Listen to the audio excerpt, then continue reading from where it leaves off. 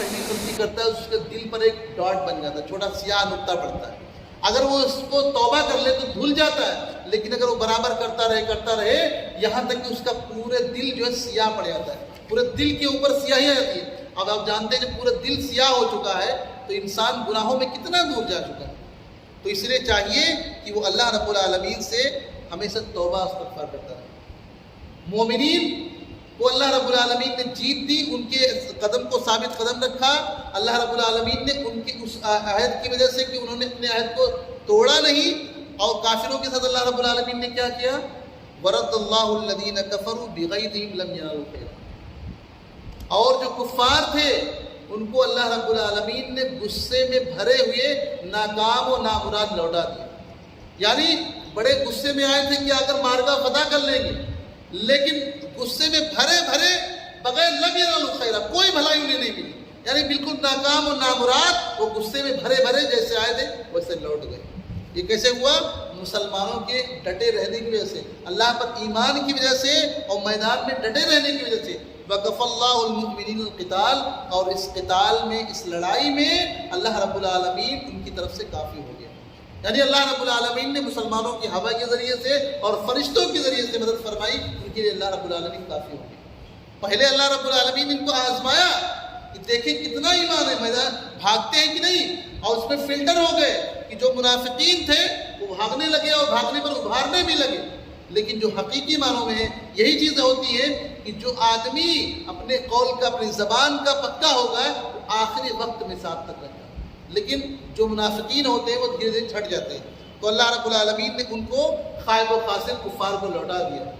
وَكَانَ اللَّهُ قَوِيًّا عَزِيزًا، اور اللہ رب العالمین قوی بھی ہے، زبردست ہے اور غالب ہے ہر چیز پر. یعنی اللہ رب العالمین جو چاہے کر سکتا ہے. اللہ رب العالمین کے سامنے کوئی یہ نہ سوچے کہ ہمارے پاس اتنی فوجیں ہیں، ہمارے پاس یہ طاقت ہے تو ہم کیا کچھ بھی کر لیں گے. اللہ رب العالمین کے سامنے پوری دنیا کی قوت بالکل ہیچ ہے، بالکل بیکار ہے. وَأَنزَلَ الَّذِينَ ظَاهَرُهُم مِّنْ أَهْلِ الْكِتَابِ، یہاں پہ ان یہودیوں کا تذکرہ ہے جنہوں نے بد عہدی کی تھی. یعنی اللہ کے نبی صلی اللہ علیہ وسلم سے یہ ان کا عہد تھا کہ تم جو ہے ان کے لیے ہمارے ان میں اگر کوئی بات ہوگی تو آپ ان کی طرف سے نہیں لڑو گے، یعنی کفار کا ساتھ تم نہیں دو گے. لیکن چونکہ ان لوگوں نے بد عہدی کی، اپنے عہد کو توڑ دیا، تو اللہ رب العالمین نے فرمایا کہ تم نے دیکھا کہ ہم نے اہل کتاب کی جو گھر تھے، ان کے محل تھے، قصر تھے، ان کو بھی اللہ رب العالمین نے تہو بالا کر دیا، برباد کر دیا. وَقَذَفَ فِي قُلُوبِهِمُ الرُّعْبَ، اور ان کے دلوں کے اندر دہشت اور رعب کو ڈال دیا. یعنی اتنا گھبرا گئے، اتنا خائف ہو گئے، وہ ایسے بھاگنا پڑا. فَرِيقًا تَقْتُلُونَ وَفَرِيقًا تَقْتُلُونَ، اور ایک گروہ کو تم جو ہے قتل کرتے ہو اور دوسرے کو قیدی بناتے ہو. یعنی اس میں کچھ لوگ مارے گئے اور کچھ لوگ قیدی بنائے گئے. یعنی ان لوگوں کو اللہ رب العالمین نے مسلمانوں کے بالکل اتنا ڈر ان کے دل میں بٹھا دیا کہ وہ لوگ میدان چھوڑ کر بھاگنے لگے تو کچھ لوگ مارے گئے، اور جو لوگ اور باقی بچے تھے ان کو مسلمانوں نے قیدی بنا لیا، اسیر کر لیا. وَأَوْرَثَكُمْ أَرْضَهُمْ وَدِيَارَهُمْ، تو اللہ رب العالمین نے ان کے گھروں، ان کے مالوں کو مسلمانوں کو ان کے گھروں کا وارث بنا دیا. یعنی وہ چھوڑ کر بھاگ گئے تو کن کو ملا؟ سب مسلمانوں کو ملا. اور اور وہ زمین بھی مسلمانوں کے ہاتھوں میں آئی جس کو مسلمانوں نے نہیں روندا. لم تطوها نہیں روندا مطلب کوئی اس میں لڑائی جھگڑا نہیں ہوئی، لیکن چھوڑ کے بھاگ گئے تو پھر ان کو مسلمانوں کو ملا. وَكَانَ اللَّهُ عَلَىٰ كُلِّ شَيْءٍ قَدِيرًا، اور اللہ رب العالمین ہر چیز پر قادر ہے. مطلب یہ ہے کہ کوشش کیا، آخر دم تک ڈٹے رہے، بھاگے نہیں، تو اللہ رب العالمین نے ان کی کوششوں کی وجہ سے انہیں نوازا بھی. تو اس سے یہ پتہ چلتا ہے کہ انسان شروع میں آزمایا جاتا ہے، لیکن جب دھیرے دھیرے انسان اسی پہ لگا رہتا ہے تو انسان پھر اس کو اس چیز میں لطف بھی آتا ہے اور اس کا بدلہ بھی ملتا ہے. اسی لیے جب انسان نیا کوئی بھی چیز سیکھتا ہے تو اس میں اس کو بڑی مشقت پریشانی ہوتی ہے، دل نہیں لگتا ہے. لیکن اگر اس کو پوری نیت اور صرف دل سے سیکھنا شروع کرتا ہے تو دھیرے اس کے راستے ہموار ہوتے چلے جاتے ہیں اور وہ انسان اس چیز میں کامیاب ہو جاتا ہے. اب یہ تمام فتوحات جب ہوئی تو ظاہر سی بات ہے کوئی فتوحات کے نتیجے میں مسلمانوں کو کافی مال غنیمت حاصل ہوا. مسلمانوں کی جو حالت تھی وہ اب بہتر ہونے لگی، مسلمان خوشحال ہونے لگے. تو جب خوشحال ہونے لگے تو ازواج مطہرات کے تعلق سے اگلی آیت میں اللہ نے فرمایا یا ایھا النبی قل لازواجک ان کنتن تردن الحیات الدنیا وزینتها. تو ازواج مطہرات نے ڈیمانڈ کر دیا، مطالبہ کر دیا کہ اب یہ لوگ اچھے سے اچھے کھا پی رہے ہیں تو ہمیں بھی ایک اچھی زندگی چاہیے جس میں بہترین چیزیں ہمارے لیے جو غنیمت کا مال ملا ہے تو ہمیں بھی چاہیے کہ ہم بھی خوب اچھی طریقے سے ایک دم لگژری لائف جئیں. تو اللہ رب العالمین نے وہاں پہ یہ جب بات ازواج مطہرات نے اللہ کے نبی صلی اللہ علیہ وسلم سے کہی تو اللہ کے نبی صلی اللہ علیہ وسلم ناراض ہو گئے، قبیلہ قاتل ہو گئے. آپ نے انہیں اختیار دے دیا اور یہ بات آپ نے سب سے پہلے عائشہ صدیقہ رضی اللہ تعالیٰ عنہ سے کہا کیا کہ تم جو ہے جا سکتی ہو، اور اس کے بعد کہا کہ تم اس میں اگر فیصلہ لینا بھی تو پہلے اپنے والدین کی مرضی معلوم کر لو. مسئلہ کیا تھا؟ اللہ رب العالمین نے فرمایا اے نبی آپ اپنی بیویوں سے کہہ دو کہ ان کنتن تردن الحیات الدنیا وزینتها، کہ اگر تم دنیا اور دنیا کی زینت اور دنیا کی مال و متاع کی خواہاں ہو، یہ تمہیں چاہیے تو فتعالین امتعکن، تو آؤ میں تمہیں کچھ دے دلا دوں، واسرحکن سراحا جمیلا، اور اس کے بعد تمہیں میں رخصت کروں. یعنی تمہیں مل تو جائے گی، تمہیں سب کچھ مل جائے گا، اچھی بہترین کھاؤ پیو کی بہترین لائف بھی مل جائے گی، جو کہو گے سب مل جائے گا، لیکن تم نبی کے ساتھ نہیں رہ سکتے. تمہیں ہم دے دیتے ہیں لیکن تم نبی کے ساتھ نہیں رہ سکتے ہو. تو یہ اللہ کے نبی صلی اللہ علیہ وسلم نے ان سے کہا کہ اگر تمہیں یہ تمام چیزیں چاہیے تمہیں میں دیتا ہوں، مجھے اس سے کوئی اعتراض نہیں، لیکن پھر تم نبی کے ساتھ نہیں رہ سکتے. اختیار دیا کہ تم جو ہے نبی کے ساتھ رہنا چاہتی ہو یا دنیا کی یہ عارضی چیزیں، یہ زیب و زینت کی چیزیں یا دنیا کی جو عارضی چیزیں ہیں ان کو لینا چاہتی ہو، بتاؤ. اختیار دیا. تو آگے کی آیت میں اللہ رب العالمین نے فرمایا وَإِن كُنتُنَّ تُرِدْنَ اللَّهَ وَالرَّسُولَ وَالدَّارَ الْآخِرَةَ، یہ بتاؤ کہ یہ چیزیں جو آپ نے مطالبہ کی یہ چاہیے یا اللہ اور اس کے رسول آخرت کی زندگی چاہ رہے ہو. تو جا کر فیصلہ کرو. تو اس طریقے سے جب یہ آیت کریمہ نازل ہونے نے فیصلہ کیا تو آپ کی تمام بیویوں نے اللہ اور اس کے رسول کو پسند کیا، آخرت کی چیز کو پسند کیا، انہیں دنیا کے زیب و زینت میں نہیں گئے. فَإِنَّ اللَّهَ أَعَدَّ لِلْمُحْسَنَاتِ مِنْكُنَّ أَجْرًا عَظِيمًا. تو اللہ رب العالمین ایسے پاکیزہ عورتوں کے لیے، ایسے پاکیزگی عورتوں کے لیے اللہ رب العالمین نے ان کے لیے بہترین اجر رکھا ہے. تو اس سے یہاں یہ بھی پتہ چلا کہ اگر کوئی عورت ہے تو وہ کسی اور کو دیکھ کر کے اپنے گھر میں ماحول نہ بگاڑے، کیونکہ اس کو اصل مقصد اس کا شوہر ہونا چاہیے. شوہر کی زندگی میں اتار چڑھاؤ بھی آتے ہیں، کبھی آدمی بہت فراوانی میں ہوتا ہے اور کبھی آدمی اتنا فراوانی میں نہیں ہوتا. تو اسے چاہیے کہ اگر اس کا شوہر سلامت ہے تو اس کی زندگی میں اونچے نیچے آئیں گے لیکن اس کی زندگی اچھی گزرے گی. لیکن اگر کسی پڑوسی کو دیکھ کر کے، اپنے سہیلی کو دیکھ کر کے کہ یہ فلاں مطالبہ کرو گے تو ہو سکتا ہے کہ بیچ میں طلاق کی نوبت بھی آ جائے. کیونکہ یہاں پہ علماء نے یہ بھی لکھا ہے کہ بعض لوگ یہ کہتے ہیں کہ اگر مرد علیحدگی کا اختیار کرے تو وہ طلاق واقع ہو جاتی ہے، لیکن یہاں ایسی بات نہیں ہے، کیونکہ مرد جو ہے طلاق عورت کی طرف سے نہیں، مرد کی جو طلاق کی علیحدگی کہا گیا ہے اس صورت میں ہے کہ جب عورت بھی اس کو قبول کر لے. اور چونکہ جب آپ نے اختیار دیا تھا علیحدگی کا تو آپ کی کسی بھی بیوی نے اس کو قبول نہیں کیا تھا. یعنی آپ نے اختیار دیا کہ آپ اللہ کے رسول کو، اللہ اس کے رسول آخرت کو چاہ رہے ہو یا یہ چیزیں چاہ رہی ہو، اگر وہ اس کی قبول کر لیتی تو طلاق ہو جاتی، لیکن کسی نے یہ قبول نہیں کیا. تو اسی لیے صرف مرد کی طرف سے کہہ دینا کہ میں تم سے الگ ہو رہا ہوں، تو صرف مرد کے کہہ دینے کی وجہ سے یہاں پہ طلاق واقع نہیں ہو جائے گی.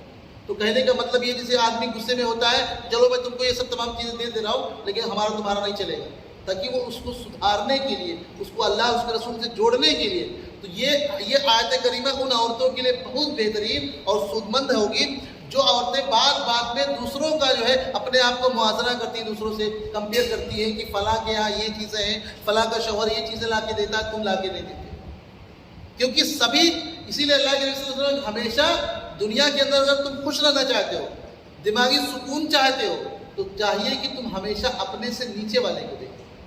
اس سے تمہارا سکون بھی ملے گا اور تم ایک دوسرے سے کمپیئر کرنا چھوڑ دو گے.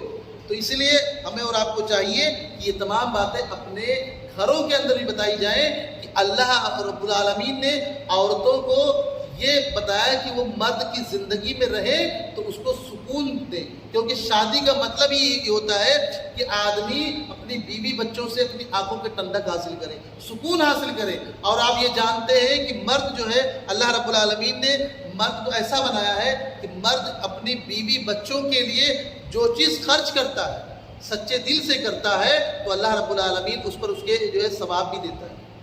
اس لیے عورتوں کو چاہیے کہ اپنے جو ہے شوہروں کی اطاعت کرے، ان سے بیجا ڈیمانڈ نہ کرے۔ ہاں اس کی خوشی ہوگی خود لا کے دے گا، کیونکہ ہر انسان چاہتا ہے کہ ہمارا پریوار ہماری فیملی اچھے سے رہے۔ آگے فرمایا یا نساء النبی من یأتی منکن بفاحشۃ مبینہ، کہ اے نبی کی بیویوں اگر تم سے کوئی ایسی بات سرزد ہو جائے، کوئی برائی ہو جائے، کوئی ایسی چیز جو نبی کو تکلیف پہنچ جائے تو تمہیں کیا ملے گا؟ یضاعف لها العذاب ضعفین، تمہیں ڈبل عذاب یعنی ڈبل گناہ ملے گا۔ اس کی وجہ کیا ہے کہ ایک تو تم ازواج مطہرات نبی کی بیویاں ہو تو تمہارا مقام اور مرتبہ بڑا بلند ہے، تو اگر تم سے کوئی بھول بھی ہوگی تو اس کا گناہ بھی تمہارے اوپر ڈبل ہوگا۔ وَكَانَ ذَلِكَ عَلَى اللَّهِ يَسِيرًا، اور یہ اللہ پر بڑا آسان ہے۔ یہاں پہ ایک جملہ یہ ہے کہ فاحشہ، قرآن میں جہاں فاحشہ معرف باللام یعنی الف لام کے ساتھ آیا ہے تو وہاں فاحشہ کے معنی زنا کے ہیں، اور جہاں یہاں نکرہ ہے تو یہاں نکرہ یعنی برائی، یعنی کہ دل دکھا دینا یا کسی بات سے شوہر کو ناراض کر دینا، یہاں پہ نکرہ ہے۔ تو یہاں پہ وہ معنی میں نہیں ہے، کیونکہ نعوذ باللہ آپ کی ازواج مطہرات سے کبھی اس چیز کی جو ہے امکان ہی نہیں ہے، نعوذ باللہ۔ تو اسی لیے اللہ رب العالمین یہاں پہ نکرہ فرمایا کہ اگر نبی کو آپ کوئی چھوٹی سی بات سے اگر نبی کو تکلیف پہنچ جائے تو تمہیں دگنا گناہ ملے گا، کیونکہ تمہارا مقام و مرتبہ بلند ہے۔ تو اسی لیے اپنے مقام مرتبے کو سمجھو اور نبی کو کوئی تکلیف مت پہنچاؤ۔ تو یہ کہا کہ تم اگر کوئی ایسی چیز کرو گے، دل آزاری کرو گے، نبی کو تکلیف پہنچاؤ گے تو تمہیں دگنا گناہ ملے گا، تو اگر اچھائی کرو گے تو دگنا ثواب بھی ملے گا۔ یعنی آگے کیا اللہ نے فرمایا وَمَن يَقْنُتْ مِنْكُنَّ لِلَّهِ وَرَسُولِهِ، کہ اگر تم اللہ رب العالمین کی اطاعت کرو، اللہ رب العالمین کی بات کو مانو، اللہ کے رسول صلی اللہ علیہ وسلم کی فرمانبرداری کرو اور نیک عمل کرو، یعنی اللہ پر ایمان ہو، رسول کی اطاعت کرو اور نیک عمل کرتے رہو، تُؤْتِهَا أَجْرَهَا مرتين، تو تمہارے لیے ڈبل اجر ہے۔ یعنی تمہارا مقام مرتبہ ہے تو گناہ بھی تمہیں زیادہ ملے گا کرنے پر، تو اچھائی بھی تمہیں ڈبل ملے گی۔ وَأَعْتَدْنَا لَهَا رِزْقًا كَرِيمًا، اور تمہارے لیے پاکیزہ کریم رزق ہے، یعنی تمہیں جنت میں اللہ رب العالمین کیا کیا چیزیں نوازے گا۔ تو اس سے یہ پتا چلا کہ جب انسان کا مقام و مرتبہ اونچا ہوتا ہے تو انسان اللہ رب دنیا کے اندر کوئی چیز کرے تو اس سے بڑی غلطی مانی جاتی ہے۔ اب آپ دیکھیں عورتیں کہتی ہیں کہ فلاں غیر مسلم عورتیں ایسے گھومتی ہیں وغیرہ وغیرہ، لیکن چونکہ آپ ایمان والی ہو، اللہ نے آپ کو ایمان کی دولت سے سرفراز کیا ہے، تو تم عام عورتوں کی طرح نہیں ہو، ان سے اپنے آپ کو کیوں موازنہ کر رہے ہو؟ آگے کیا یہی بتا رہی ہے کہ یا نساء النبی لستن کاحد من النساء، کہ اے نبی کے تم عام عورتوں کی طرح نہیں ہو۔ یہاں پہ نبی کی عورتوں سے خطاب ہے کہ تم عام عورتوں کی طرح سے نہیں ہو، لیکن اس کا حکم جو ہے پوری رہتی دنیا تک ہے، تمام عورتوں کے، یعنی اس وقت خطاب ازواج مطہرات سے مخاطب ہے وہ، لیکن اس کا حکم آج کی بھی عورتوں اور دنیا تک عورتوں کے لیے ہے کہ تم عام عورتوں کی طرح نہیں ہو۔ یعنی تم یہ مت سوچو کہ اگر فلاں ایسا کر رہی ہیں تو ہم بھی ایسا کریں گے، نہیں، تم عام نہیں ہو بلکہ تم بڑی اہم ہو۔ تم اللہ کی اہم کیوں ہو؟ کیونکہ تمہارے دلوں کے اندر ایمان ہے، اسلام کی دولت ہے، اور اسلام کی دولت جس کے پاس ہے تم معمولی عورت نہیں ہو سکتی ہے، تم عام عورتوں کی طرح نہیں ہو، تم بڑی اہم ہو۔ ان تقیتن، اگر تم جو ہے پرہیزگاری اختیار کرو، اگر تم یہ چاہتی ہو کہ تمہارے اندر اللہ کا خوف ہو، پرہیزگاری رہے، تو تمہیں کیا کرنا ہے؟ اللہ رب العالمین نے آگے آداب بتایا دنیا کے اندر غیر محرم سے کیسے بات کرے، اور کیا طریقہ بتایا کہ فلا تخزان بالقول، کہ جب تمہارا سابقہ کسی غیر محرم آدمی سے پڑے تو تم اس کے سامنے اپنی بات میں وہ نرمی مت پیدا کرو جو تمہارے شوہروں کے لیے ہوتا ہے۔ یعنی آج تمام عورتوں کے لیے یہ ہے کہ تم جب کسی اجنبی آدمی سے بات کرو تو وہ جو ہے نرمی اور وہ لوچ اس طرح سے نہ پیدا کرو جو تم اپنے شوہروں سے بات کرتے ہو۔ کیوں؟ فَيَطْمَعَ الَّذِي فِي قَلْبِهِ، کیونکہ جس کے دل میں مرض ہے، فی قلب مرض، جس کے دل میں مرض ہے وہ کوئی طمع کرے، کوئی لالچ کرے۔ مرض سے مراد یہ ہے کوئی شرارت کر دے، تمہیں چھیڑ دے، تمہیں کوئی پریشان کر دے، تو ایسا نہ ہو کہ تمہاری باتوں سے اس کے اندر کے جذبات جو ہے بھڑک اٹھیں اور تمہارے ساتھ کوئی غلط ارادہ کر لے یا کوئی غلط بات کر دے۔ کتنی اچھی اللہ رب العالمین نے تعلیم دی ہے عورتوں کو کہ اگر پرہیزگاری چاہتی ہو تو روکھے پن سے بات کرو، یعنی غیر مرد ہے تو اس سے تھوڑا اس طرح سے بات کرو، رو بھی آواز میں، یعنی روکھا پن سے جواب دو، اس کو اس طرح نرمی سے بات مت کرو۔ لیکن ہاں آگے فرمایا کہ وَقُلْنَا قَوْلًا مَعْرُوفًا، لیکن بدتمیزی نہیں کرنی، یعنی آپ کی جو بات کہنی ہے وہ بات اچھی ہو، بھلی ہو، لیکن انداز اس کو لگے کہ اس عورت کے پاس میری دال گلنے والی نہیں، اس عورت کو ہم بیوقوف نہیں بنا سکتے، کیوں؟ کیونکہ یہ اللہ والی ہے، یہ تقوی والی ہے۔ تو اس طریقے سے کسی سے جب بات کرو گے تو وہ خود ہی بھاگ جائے گا، کیونکہ مرد شروعات عام طور پر نہیں کرتا ہے، عورتیں اگر اسے شروعات نہ کریں تو مرد کی ہمت نہیں پڑتی ہے۔ تو اسی لیے اللہ نے کہا کہ تم عورتیں اگر پرہیزگاری چاہتی ہو تو تم غیر مردوں سے نرمی سے یا لوز سے بات مت کرو۔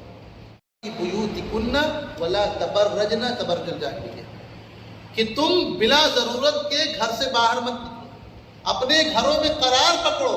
سکونت یعنی کہ بلا وجہ تمہیں کوئی ضرورت نہیں ہے، اگر کوئی شرعی ضرورت ہے تب تو باہر نکلو، یعنی مسجد میں بھی آنا یہ شرعی ضرورت میں سے ہے۔ اگر عورتیں مسجد میں نماز پڑھنے آنا چاہے تو مردوں کو چاہیے کہ انہیں وہ نہ روکے، لیکن مسجد کے اندر بھی یہ ہونا چاہیے کہ شرعی حدود کا لحاظ رکھا جائے، کیونکہ آج ہم لوگ جس ماحول میں ہیں تو اس میں ہو سکتا ہے فتنہ ہو جائے، لیکن مسجدوں میں آنے سے نہیں روکنا ہے، بلکہ ہمیں وہ طریقہ اپنانا ہے جس سے اس فتنے کو زائل کیا جا سکے۔ جسے بعض جگہ ہوتا ہے کہ عورتوں کے راستے الگ کر دیے جاتے ہیں یا ان کے لیے پردہ لگا دیے، یعنی کہ یہ چیزیں جو فتنے کا باعث نہ بنے۔